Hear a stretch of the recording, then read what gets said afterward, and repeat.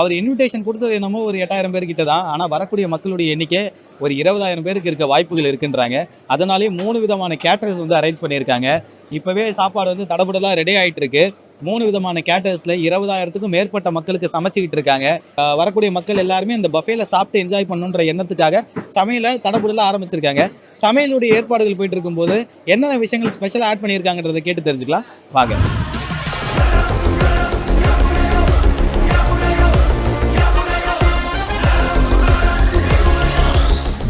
மயிலாடுதுறையில எந்த பக்கம் திரும்பினாலும் இந்த இல்ல திருமண விழாவை பத்தி தான் எல்லாரும் பேசுறாங்க. அந்த அளவுக்கு ஒரு பிரம்மாண்டமான ஒரு கல்யாணம். கிட்டத்தட்ட ஒரு 15,000 பேர் வரதுக்கான ஏற்பாடுகள் பண்ணியிருக்கீங்க. ஸோ இந்த கல்யாணத்துக்கு நீங்க தான் வந்து சாப்பாடு கேட்டரிங் வந்து பார்த்துருக்கீங்க. என்னென்ன விஷயங்கள்லாம் சார் வந்து சொல்லியிருந்தாரு உங்களுக்காக? பப்ளிக் எல்லாருக்கும் நல்லபடியா சர்வ் பண்ணணும், நல்லா வெரைட்டிஸ் கொடுக்கணும், குட் ஃபுட் கொடுக்கணும், குவாலிட்டி கொடுக்கணும். மயிலாடுதுறை இந்த சரௌண்டிங்ல பாத்தீங்கன்னா இந்த மாதிரி கிராண்டியரான வெட்டிங்ல ஒரு பஃபே சிஸ்டம்ன்றது நிறைய பேர் பார்த்துருக்க மாட்டாங்க. ஸோ மக்களுக்கு இந்த மாதிரி கொடுக்கலாம், மக்களுக்கு இது கொடுத்து அவங்களும் சந்தோஷப்படணுன்ற எண்ணம் எதனால உங்களுக்கு ஆரம்பிச்சது, எப்படி தோணுச்சு? அது முதல்ல நான் பஃபே சிஸ்டம் வந்து சென்னையில் ஒரு இடத்துல சாப்பிட்டேன். இங்கே கிராமத்தில் உள்ளவங்களுக்குலாம் வந்து இது வந்து கிடைக்க புதிதாக இருக்குது. எல்லாமே கிராமத்தில் இலை போட்டு தான் சாப்பிட்றது. நம்ம கிராமத்தில் உள்ள மக்கள் எல்லோருமே இதை சாப்பிடணும், ஏழை பணக்காரர்கள் எல்லாமே எல்லாம் சமமாக சாப்பிடணும், எல்லாருக்கும் எல்லாம் கிடைக்கணுங்கிற மாதிரி ஒரு ஏற்பாடு பண்ணியிருக்காங்க.